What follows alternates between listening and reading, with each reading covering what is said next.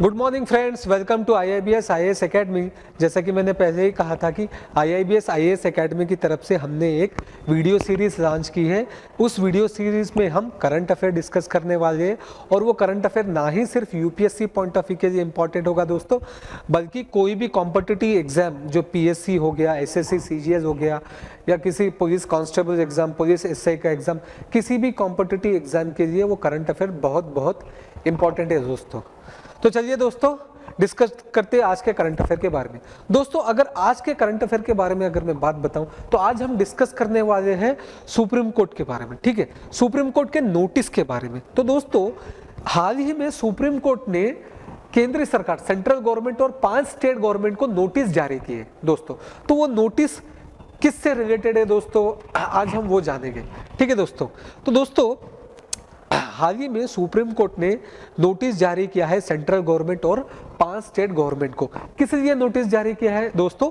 Election of deputy speaker, ठीक है दोस्तों। जैसा कि आप जानते हो कि 2019 में लोकसभा इलेक्शन हुए थे, ठीक है।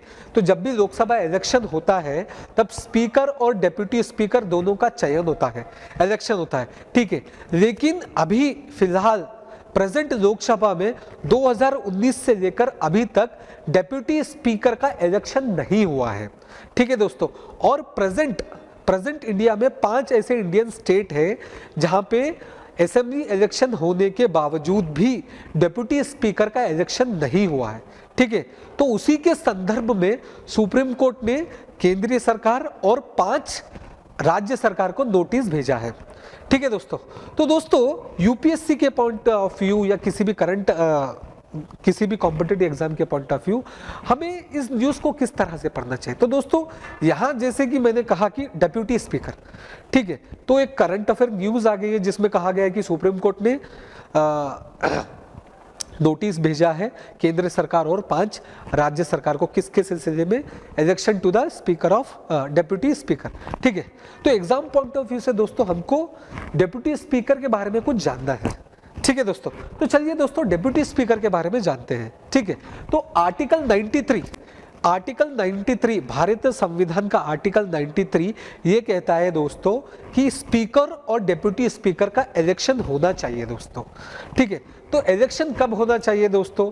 जब भी लोकसभा के इलेक्शंस होते हैं, ठीक है, जब भी लोकसभा के इलेक्शन होते हैं, जब न्यू लोकसभा मेंबर इलेक्ट होते हैं, उसके बाद जब फर्स्ट सेशन होता है लोकसभा का, उस फर्स्ट सेशन में, ठीक है, मेंबर ऑफ लोकसभा क्या करेंगे? स्पीकर ऑफ लोकसभा को इलेक्ट करेंगे, ठीक है दोस्तों। ऐसा संविधान में लिखा गया। और जैसा ही स्पीकर का चयन होगा, जैसा ही स्पीकर इलेक्ट होगा, उसके तुरंत बाद, ठीक है, उसके तुरंत बाद डिप्यूटी स्पीकर का इलेक्शन होना चाहिए दोस्तों, ठीक है। तो ऐसा हमारे संविधान में लिखा है दोस्तों। और आर्टिकल 178, अगर आर्टिकल 178 की बात करूंगा दोस्तों, तो आर्टिकल 178 स्टेट असेंबली से रिलेटेड है दोस्तों। तो आर्टिकल 178 में ये मेंशन किया गया है दोस्तों, जैसा ही स्टेट असेंबली के इलेक्शन होंगे, ठीक है, और जैसा ही new member of legislature assembly अपना फर्स्ट सेशन अटेंड करेंगे, तभी उस फर्स्ट सेशन में स्पीकर ऑफ असेंबली का चयन होना चाहिए, इलेक्शन होना चाहिए। उसके बाद डिप्यूटी स्पीकर का इलेक्शन होना चाहिए, ठीक है दोस्तों। तो ये लिखा गया है आर्टिकल 178 में, ठीक है दोस्तों। तो जनरली होता क्या है दोस्तों? तो जनरली दोस्तों जब भी लोकसभा का इलेक्शन होगा या फिर स्टेट असेंबली के इलेक्शन होते हैं, ठीक है, इलेक्शन के बाद जब रिजल्ट डिक्लेयर होगा, उसके बाद फर्स्ट सेशन होगा, ठीक है। उस फर्स्ट सेशन में स्पीकर का चयन होता है दोस्तों, ठीक है। जैसा स्पीकर का चयन होता है और स्पीकर भी चुना जाता है Lok Sabha member of Lok Sabha itself, यानी लोकसभा के मेंबर में से ही स्पीकर का चयन करते हैं, ठीक है दोस्तों। वैसे ही डिप्यूटी स्पीकर का भी चयन होता है, वो सेकंड सेशन में होता है दोस्तों। तो generally election to the deputy speaker won't be delay, यानी डिप्यूटी स्पीकर का चयन करने में, ठीक है, डिले नहीं होता है, पर इस बार डिले हुआ है। उसी के संदर्भ में सुप्रीम कोर्ट ने नोटिस जारी किया है केंद्रीय सरकार को, ठीक है दोस्तों। तो और कुछ जानते हैं डिप्यूटी स्पीकर के बारे में, ठीक है।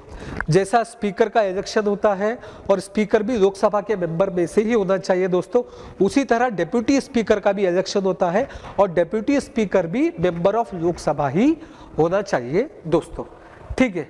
और उसके बाद rule 8 of rules of procedure of Lok Sabha, ठीक है दोस्तों। एक रूल है दोस्तों जो रूल नंबर 8 है, rule number 8 rules of procedure of Lok Sabha.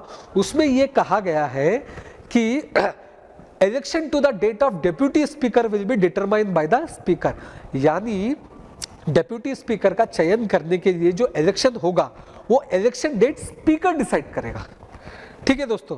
तो जब स्पीकर का चयन होगा, इलेक्शन होगा, जब स्पीकर इलेक्ट हो जाएगा, ठीक है, तब उसका टेन्यूर कितना रहेगा दोस्तों। तो दोस्तों डेप्यूटी स्पीकर का टेन्यूर सेम स्पीकर के जैसे ही होगा, जब तक वो लोकसभा होगी, ठीक है, तब तक डेप्यूटी स्पीकर का टेन्यूर रहेगा। अगर किसी वजह से स्पीकर रिजाइन करता है, ठीक है, तब उसको रेजिग्नेशन लेटर स्पीकर को सबमिट करना पड़ेगा, ठीक है दोस्तों। जब भी डेप्यूटी स्पीकर रिजाइन करता है तब उसे अपना रेजिग्नेशन लेटर स्पीकर को देना पड़ेगा, ठीक है दोस्तों। अगर रिजाइन कर रहा है डेप्यूटी स्पीकर या किसी वजह से डेप्यूटी स्पीकर की पोस्ट में वैकेंसी आती है, ठीक है, तो जब भी वैकेंसी आएगी तब हाउस, लोकसभा या स्टेट असेंबली खुद, ठीक है, फिर से उस वैकेंसी को फिल करेगी, यानी फिर से उस डेप्यूटी स्पीकर के पोस्ट के लिए इलेक्शन कंडक्ट किया जाएगा दोस्तों। तो दोस्तों ये था डेप्यूटी स्पीकर के बारे में दोस्तों। तो दोस्तों अगर आप डेप्यूटी स्पीकर के बारे में और जानना चाहते हैं तो प्लीज़ हमारे चैनल्स को सब्सक्राइब करिए, ठीक है। और अगर ये आपको ये वीडियो अच्छा लगा तो इस वीडियो को लाइक करिए, शेयर करिए, ठीक है। और हमें कमेंट करके बताइए कि अगर आप चाहते हो कि हम किसी भी टॉपिक पर कोई वीडियो बनाएं, ठीक है, तो प्लीज़ कमेंट करके ज़रूर बताइए, ठीक है दोस्तों। Thank you.